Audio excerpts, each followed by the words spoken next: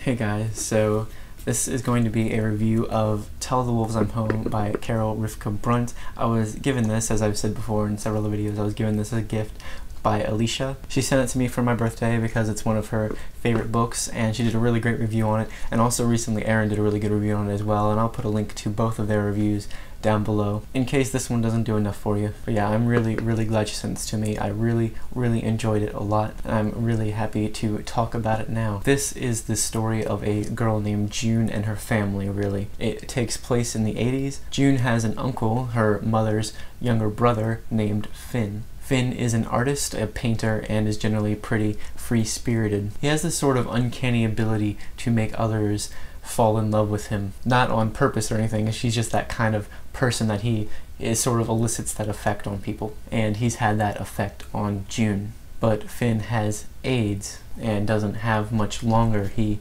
knows this, and so does the rest of his family. June and her sister Greta go along with their mother every Sunday to the city to Finn's apartment so Finn can paint a portrait of them, of June and Greta together. Really though, it's only so they can spend time with Finn while he's still there. June loves spending time with Finn. She loves going over there every Sunday and being with him. If she could, she would be there without her mother, without Greta. She'd have Finn all to herself. June is just an extremely introverted person. She doesn't really have any friends, and she's what a lot of people might call odd. No one really seems to understand her but Finn. It doesn't really seem like there's anyone else in her life that understands her except for Finn. And she loves the way that Finn understands her, and it's very difficult for her to deal with the fact that Finn has AIDS. She doesn't know how to deal with it. Her sister Greta is what most people would call gifted. She's only 16, she's only 2 years older than June, but she's in her last year of high school. She skipped several grades. She's in this musical at the school, and she's like the best part. Everybody knows that she's the best in it.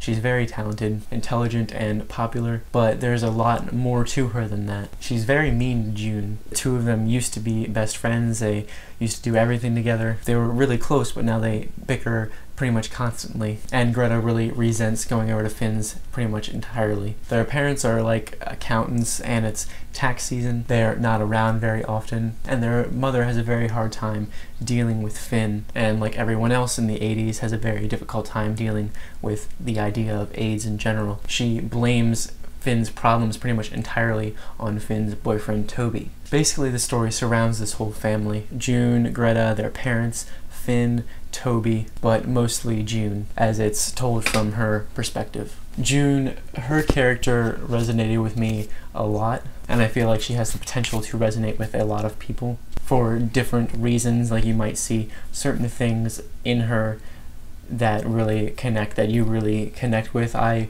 personally really kind of connected with everything she felt all of the time, besides feeling the kind of way she does about her uncle. I've never really had anyone in my life like Finn, but the general feelings that she has towards things, and aside from like typical ignorant 80s kind of views on things where they don't really know things are bad for them, like smoking, which she picks up eventually. I have a lot of the same thoughts that she does a lot of the time. Certain things you can tell make her very uncomfortable. Sometimes it's her own thoughts, and sometimes it's other people's actions. Even if those actions don't necessarily affect her, she's trapped in feeling the way she does about everything. And she's really quiet, and she just wants to feel like she's allowed to feel the way she does without being seen as being weird for it. She doesn't ever know where she stands with people.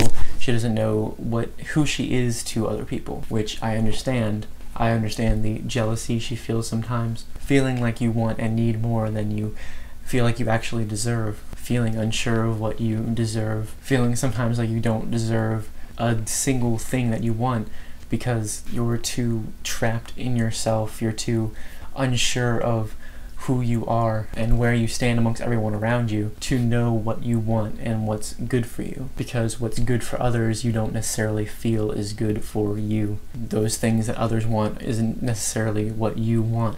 you feel like what you want is simpler, but at the same time, like it's so much that you'll never get it. The way the words when you're talking to someone just don't come out the right way, and when you attempt to defend yourself or something, everything that you say can just be twisted against you because you don't know the right words, and everyone else seems to know all of the right words, and they all throw it at you. They all throw things you don't want at you instead of the things you feel like you do want. Nothing comes across in the way that you want. But then there's this one person she feels like that is in her life, that she has in her life, that can break through all of that, and that she cares about, and that she can feel like she's herself around. I understand the way she feels about love and insecurity and helplessness and self-pity, sex, relationships, how the people in our lives affect us, the special things that become special because of a certain moment or a certain vibe, special things that can be destroyed in your mind in an instant because of one single detail, knowing that that's dumb because it's irrational, but you can't help it, feeling small despite being physically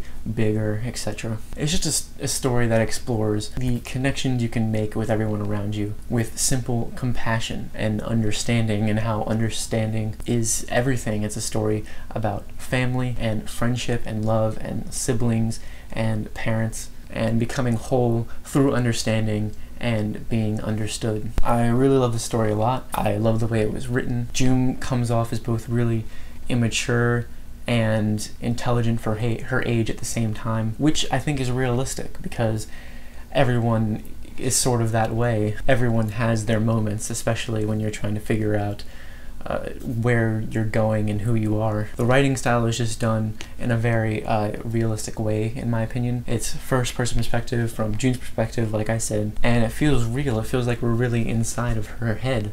All of the walls are down, all of her thoughts are just there, and we get to see everything, including in a certain self-reflection and revulsion at times towards some of her own thoughts. It's just done really well, and seeing all of the other characters, Greta, their parents, Finn, Toby, everyone, through her eyes is just really nice. We see the characters the way that June sees them, the way she thinks about them. It's just like the unscripted thoughts that you just have about people and things, and it's just natural. I mean, she doesn't necessarily get the people around her all of the time, but we see their actions, and we kind of infer things about them sometimes that June can't necessarily see at first or see at the time, which I think is just really well done. And anyway, I just think it's really well written. I really enjoyed reading it a lot. It's a great book, very emotional, very beautiful. It's a really interesting look at how people viewed AIDS and things like that in the 80s, how people view things that they don't necessarily understand, along with people that don't necessarily understand. Really, it all fits together very, very well. The overall themes of the book fit together really well, and it was very nice to read, and I really enjoyed reading it. Like I said, I definitely recommend it to anyone that speaks to, that you think you would like it. I really loved it. I gave it 5 out of 5 stars, and I'm really, really, really glad to have read it, and I'm really glad Alicia sent it to me. I've already said thank you to her multiple times, but I'll say it again, thank you for sending it to me, and I hope everyone else will feel like they want to pick it up now as well. And yeah, that's all I wanted to say. Thank you guys so much for watching, and I'll see you very soon with more.